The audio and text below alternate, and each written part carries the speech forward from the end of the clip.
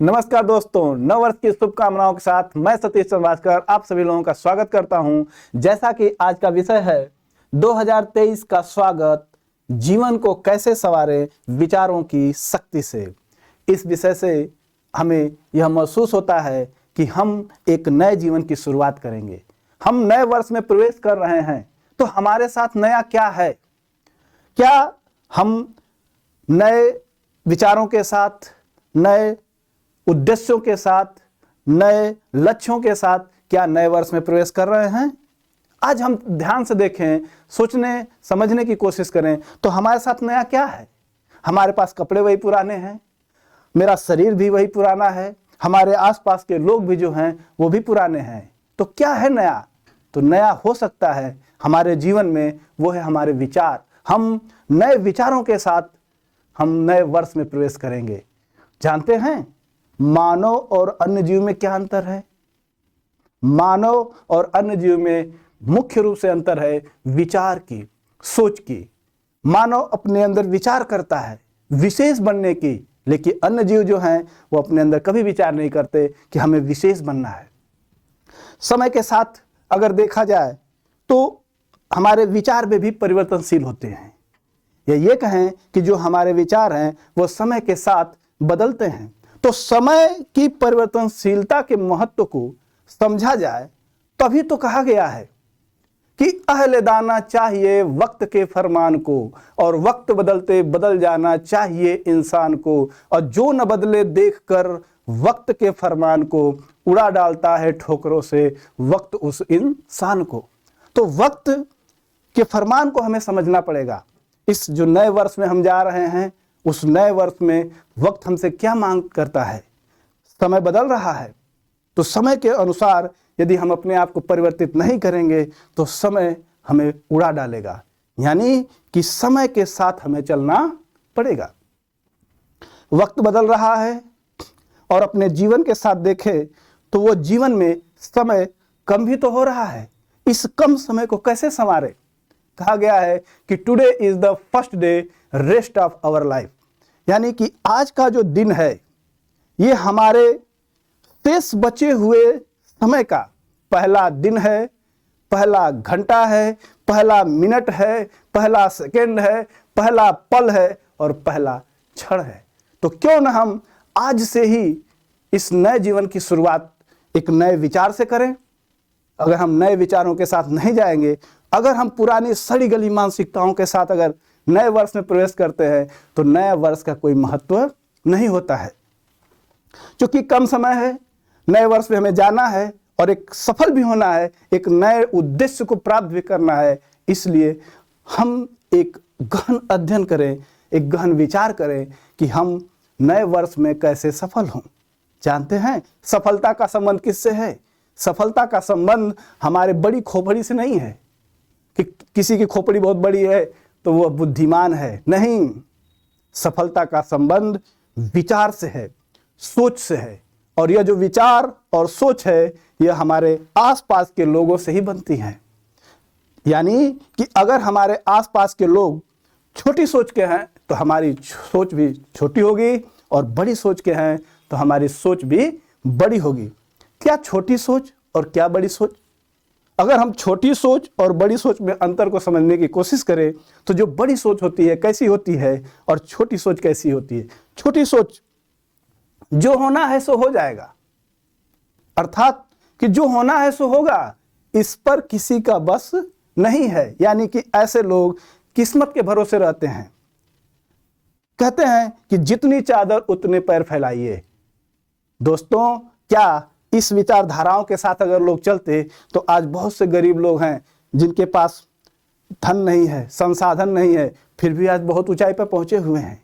तो ये छोटी सोच है। बड़ी सोच क्या है कि जैसा आप सोचेंगे, जैसा आप विचार करेंगे, आप वैसे ही बन जाएंगे। अर्थात विचारों में संभावनाएं हैं। अगर आपके अंदर विचार विस्तृत हैं, विस्तार रूप में हैं, बड़े हैं, तो आप बड़े बन जाएंगे। क्या 1 या 2 दिन में आपकी सोच बदल सकती है? नहीं। विचार सोच बदलने के लिए आपको लगातार परिश्रम करने की जरूरत है, लगातार अभ्यास करने की जरूरत है, लगातार अनुभव करने की जरूरत है। तो बड़ी सोच कैसे होगी? बड़ी सोच होने के लिए, बड़ी सोच करने के लिए, बड़ी सोच बनाने के लिए हमें कुछ बातों को विशेष ध्यान देना पड़ेगा। उन्हीं बातों में है, पहली जो बात है वो है संगत, कंपनी, फ्रेंड्स। कहावत है कि जैसी संगत वैसी रंगत, as the company so the behaviour. अर्थात कि जैसे जैसे लोगों के साथ उठे बैठेंगे आप, जैसे लोगों के साथ आप रहेंगे, वैसे ही आप बन जाएंगे। कहा जाता है कि एक व्यक्ति उस संगत से पहचाना जाता है जिसमें वह रहता है। तभी तो कबीर ने कहा, कबीर संगत साधु की जो गंधी की बास, और जो कुछ गंधी दे नहीं तो भी बास सुबास। अर्थात सज्जन व्यक्ति, साधु व्यक्ति की संगत में रहने से अच्छे लक्षण आते हैं, अच्छे गुण आते हैं। जिस तरीके से कि एक इत्र बेचने वाला आपके बगल से गुजर जाए और आपको इत्र न भी दे फिर भी आपको खुशबू मिल जाती है, ठीक उसी तरीके से अच्छे लोगों की अच्छे लक्षण, अच्छे गुण आपके अंदर आएंगे, बुरे लोगों के बुरे गुण और बुरे लक्षण आपके अंदर आने लगेंगे। तो कैसी संगत अच्छी होगी और कैसी खराब, इसके लिए आइए हम लोग देखते हैं कि जो संगत है वो कैसे खराब और कौन सी अच्छी होगी। यहाँ पे देखिए कि कैसे लोगों की संगत अच्छी नहीं है, अर्थात ऐसे लोगों को हमें छोड़ना पड़ेगा। कैसे लोगों को छोड़ना पड़ेगा? पहला बिंदु देखिए, जो दूसरों से धोखा करते हैं और आपसे वफादारी के वादे करते हैं। मित्रों, ये याद रखिए कि जो दूसरों से धोखा करें और आपसे कहें कि नहीं नहीं मैं आपके साथ धोखा नहीं दूंगा, मैं आपके साथ वफादारी से रहूंगा, तो ऐसे लोगों को आप तुरंत छोड़ दीजिए, क्योंकि यह आज नहीं तो कल आपके साथ भी धोखा देंगे, ये आपके साथ भी वफादारी नहीं करेंगे। इसलिए ऐसे लोगों को पहले छोड़िए। ऐसे लोगों की संगत आपके लिए हानिकारक है। तो नए वर्ष में यह निर्णय के साथ चलिए कि जो इस तरीके के विचारधारा के साथ चलता है उनको छोड़ दीजिए। अगला है कि जो दूसरों के बारे में गलत अफवाहें फैलाते हैं और पीठ पीछे गलत बातें बोलते हैं, इन्हें भी छोड़िए। जो समाज विरोधी या असामाजिक कार्यों में लिप्त हैं, यानी कि जो समाज विरोधी हैं और जो असामाजिक कार्यों में लिप्त हैं, जब कभी भी कानून की मार उन पर पड़ेगी तब तो वो कहाँ जाएंगे, लेकिन अगर आप उनके साथ हैं तो आपको भी उनके कर्मों को भोगना पड़ेगा। इसलिए ऐसे लोगों को छोड़ दीजिए। जो अपने माता पिता का तिरस्कार और अनादर करते हैं। मित्रों, आज के इस आधुनिकीकरण के युग में लोग माता पिता को भूल गए हैं। अपने शादी हो गई, पत्नी बच्चे के साथ कहीं बाहर रह रहे हैं और माँ बाप घर पे एक एक रोटी के लिए तरस रहे हैं। ऐसे में आपको विशेष ध्यान देना पड़ेगा कि अपने माता पिता का जो तिरस्कार कर रहा हो, अनादर कर रहा हो, ऐसे व्यक्ति को सम्मान न दें, ऐसे व्यक्ति को अपने पास बैठने न दें। इसलिए जरूरी है कि अपने माँ बाप का सम्मान करें आप। और जो लोग नहीं करते हैं अपने माँ बाप का सम्मान, अपने माँ बाप की देखरेख, उनसे भी हम लोग करवाने का इस नए वर्ष में जिम्मा लें, क्योंकि माता पिता से बड़ा कोई नहीं है इस संसार में। तो अगला जो हम लोगों का बिंदु है वो है कि जो जिंदगी के बारे में हमेशा निराशावादी बात करते हैं, पूरी तरह नकारात्मक हैं और हर कार्य के पहले भय पैदा करते हैं, ऐसे लोगों को भी आप छोड़ दें, क्योंकि यह आपके जीवन में हमेशा आपको हतोत्साहित करते रहते हैं। अगला है, जो अपने गलत कार्यों में आपको भी भागीदार बनाना चाहते हैं, ऐसे लोगों को तो तुरंत छोड़ देना चाहिए। जो आपकी गलत बातों का कभी विरोध नहीं करते। ये बहुत महत्वपूर्ण बात है कि जो व्यक्ति, जो आपका दोस्त आपकी गलत बातों को कभी विरोध नहीं करता है, यानी कि वह हमेशा आपकी बड़ाई करता है, ऐसा व्यक्ति और ऐसे लोगों की मित्रता आपके लिए बहुत हानिकारक होती है, क्योंकि ऐसे लोग आपको गर्त में ले जाते हैं। कहा गया है कि निंदक नियरे राखिए, आंगन कुटी छवाए, अब बिन पानी बिन साबुन के निर्मल करे स्वभाव। निंदक व्यक्ति जो है, जो आपकी कमियों को बताता है, वो आपके लिए बहुत अच्छा होता है, लेकिन जो आपकी कमियों को न बताए वह आपके लिए सबसे बड़ा हानिकारक होता है।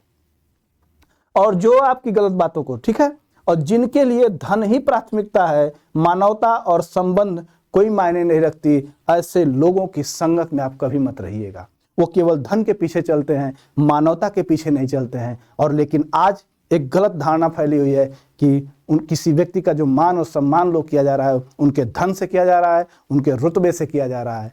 तो हमें ऐसा नहीं करना है। तो ये जो लक्षण हैं, इन लक्षणों को अगर जिसके अंदर देखें, ऐसे लोगों की संगत हमें नहीं करनी है। तो संगत कैसे लोगों की करनी है, कैसे लोगों की अच्छी संगत होती है? तो देखिए, जिनका जीवन संघर्षमय हो, जिनका जीवन संघर्षमय हो, ऐसे लोगों के साथ आपको रहना है। ऐसे लोगों की मित्रता आपको अपने लक्ष्यों में सहायक होती है। जिनसे हमें समस्या से लड़ने की ताकत मिलती हो, ऐसे लोगों की संगत हमें करनी है, ऐसे लोगों की मित्रता हमें करनी है। और बड़ा बनने के सपने दिखाई दे, यानी कि जिन लोगों के बीच में आप बैठते हैं, रहते हैं, अगर उनके बीच में बैठने और रहने से आपको बड़े बनने के सपने दिखाई दे, आपको कुछ नया करने का सपना दिखाई दे, तो ऐसी मित्रता, ऐसे लोग अच्छे होते हैं। ऐसी मित्रता के साथ आपको रहना चाहिए। तुलसी ने कहा, इष्ट मिले और मन मिले, मिले भजन की रीत, तुलसी ऐसे जीव संग हटकर कीजिए प्रीत। यानी कि जिसका लक्ष्य आपके लक्ष्य से मिले, जिसका उद्देश्य आपके उद्देश्य से मिले, और ऐसा व्यक्ति स्वतः मिल जाए, और मिले भजन की रीत, यानी कि चिंतन करने का तरीका आपसे मिल जाए, तो ऐसे लोगों के साथ आपको जबरन प्रेम करना चाहिए, जबरन उनके साथ रहना चाहिए। तो क्या मित्र ऐसे लोग आपके पास आएंगे? क्या अच्छे लोग आपके साथ आएंगे? नहीं, ऐसे लोगों को आपको खोजना पड़ेगा, ऐसे लोगों के पास आपको स्वयं जाना पड़ेगा। तो आइए अगली बिंदु की तरफ देखते हैं कि जो हमारे लिए या हमारे विचारों को अच्छा करेंगे, उसमें हमारा जो है अच्छे चरित्र का निर्माण करें। इसके लिए संस्कृत में एक श्लोक है कि दुर्जनः परिहरितव्यो विद्या अलंकृतो अपि सन मणिनः भूषितः सर्प किंसो न भयंकर। अर्थात दुर्जन व्यक्ति कितना ही बड़ा विद्वान हो जाए, उसका हमें परित्याग कर देना चाहिए। जिस तरीके से सुंदर मणि को धारण करने वाला सर्प विषधर होता है, ठीक उसी तरीके से कितना ही भी बड़ा विद्वान हो, लेकिन वह अगर चरित्रहीन हो गया है तो वह देश के लिए, राष्ट्र के लिए, समाज के लिए हानिकारक होगा। इसीलिए कहते हैं कि एक अच्छे चरित्र का निर्माण करना एक शिक्षा का मुख्य उद्देश्य होना चाहिए। अगला है बहानेबाजी से बचें। हम इस नए वर्ष में जो बहानेबाजियां हैं उनसे बचें। क्या किस्मत खराब है? जब कभी भी ऐसा कोई कहता है कि किस्मत खराब है, इसका मतलब है कि वह व्यक्ति कर्म पर विश्वास नहीं करता है, वह काहिल व्यक्ति है, वह कभी भी कुछ करना नहीं चाहता है। तो कभी भी किस्मत खराब है अगर कहते हैं तो ऐसी बहानेबाजियों से बचिए, आप कर्म पर विश्वास करिए। बुद्धि उतनी नहीं है, आपको ऐसा नहीं करना है कि वो लोग तेज बुद्धि के हैं इसलिए वो अमीर हैं, इसलिए वो अपने उद्देश्यों को प्राप्त किए हैं। कभी नहीं, बुद्धि सबकी समान है। कौन अपनी बुद्धि को उपयोग कर रहा है, इस पर निर्भर करता है कि उसकी सफलता मिल रही है कि नहीं मिल रही है। उम्र बीत चुकी है या कम उम्र है, यानी कि बहुत से लोग बहानेबाजी करेंगे कि हमारी तो उम्र खत्म हो चुकी है, तो कुछ लोग कहेंगे करे अभी हमारी उम्र नहीं हुई है। ऐसी बहानेबाजियों से बचना है। और अगला है कि सेहत खराब है। बहुत से लोग आपको मिलेंगे कि हमारी तो तबीयत खराब है, हमारी तो सेहत खराब है। 50 तरीके की बहानेबाजी करेंगे। इन बहानेबाजियों से भी हमें बचना है। तो नए वर्ष में हमें इन बहानेबाजियों से बचकर अपने आप को निकलना है। आइए आगे देखते हैं। कर्म की आदत डालें। कर्म की आदत डालने का अर्थ है कि हमें कर्म पे विश्वास करना है, किसी भाग्य के भरोसे नहीं रहना। भाग्य चीज क्या है, इसको कोई जानता है कि भविष्य में क्या होगा? भविष्य की घटनाओं को कोई नहीं जानता है। इसलिए हमें आज वर्तमान में कर्म पर विश्वास करना है। अगर हम कर्म पर विश्वास करेंगे तो हमें सफलता निश्चित मिलेगी। अगर मान लीजिए किसी कारणवश अगर हमें सफलता नहीं मिलती है तो हमें अनुभव तो मिलेगा, जीवन जीने की कला तो मिलेगी। हमारा जीवन वैसा नहीं होगा जैसा कि हम नहीं सोचते हैं। हम अपने जीवन और लक्ष्य को पा सकते हैं, अपने जीवन को सुधार सकते हैं। कैसे? कर्म की आदत से। अगर हम कर्म पर विश्वास करेंगे तो निश्चित ही हमें सफलता मिलेगी।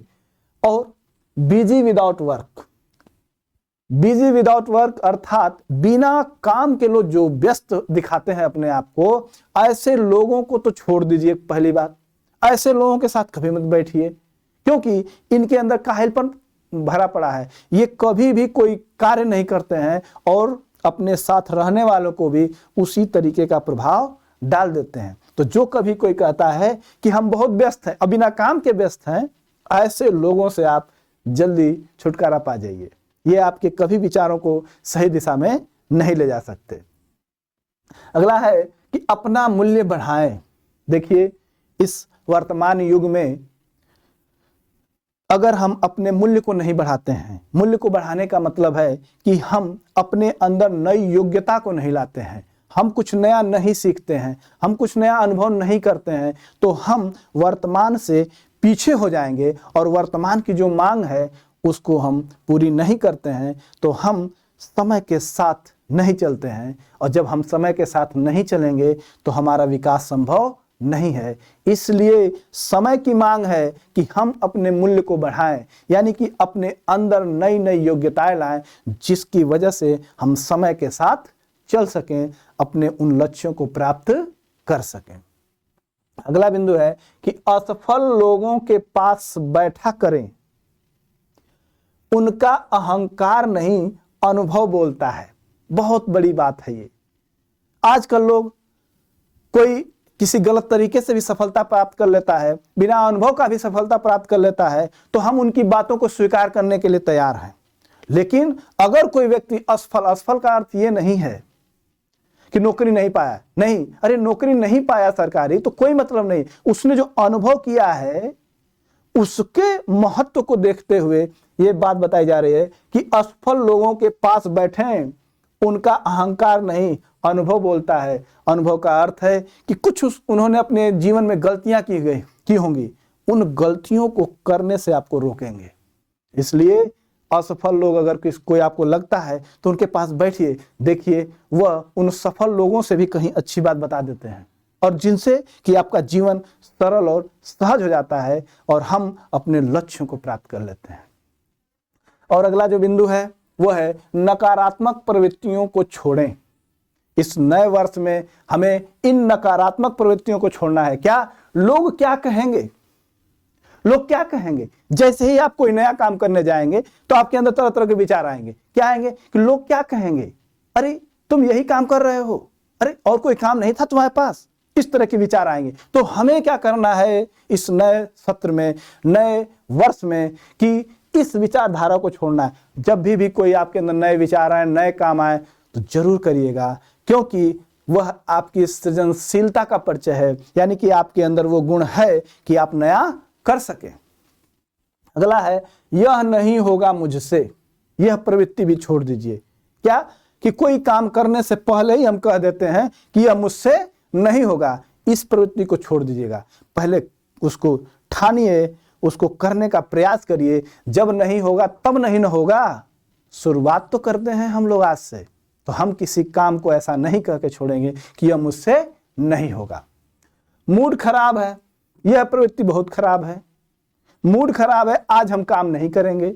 तबीयत खराब है, आज हम काम नहीं करेंगे। इस तरह की विचारधाराओं को आप तुरंत छोड़िए इस नए वर्ष में। भाग्य ठीक नहीं है, बहुत से लोग बिना कर्म किए भाग्य को कोसते रहते हैं कि मेरा भाग्य मेरा साथ नहीं दे रहा है, इसलिए मैं बेकार हूं। नहीं, आप कर्म के बदौलत आप अपने भविष्य को सुधार सकते हैं। अपने वर्तमान को सही करते हुए भविष्य में अपने इच्छा अनुसार लक्ष्य को प्राप्त कर सकते हैं। इसलिए भाग्य के भरोसे कभी मत रहिए। कल कर लूंगा, कहावत है कि काल करे सो आज करे, आज करे सो अब, पल में परलय होते बहुरी करोगे कब। तो कभी भी कोई काम को कल पे टालना नहीं है।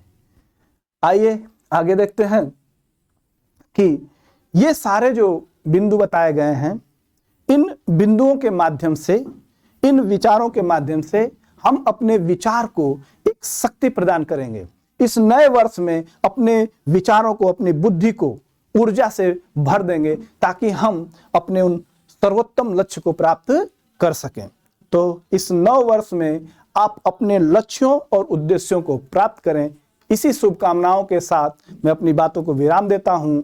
और एक बात है कि चलना भी सीख लेना, फिसलना भी सीख लेना, रास्ता बहुत कठिन है, संभलना भी सीख लेना। रंगीन है ये दुनिया, रंगीनों की है महफिल, तुम रंग में रंग मिलाकर चमकना भी सीख लेना, चमकना भी सीख लेना। धन्यवाद।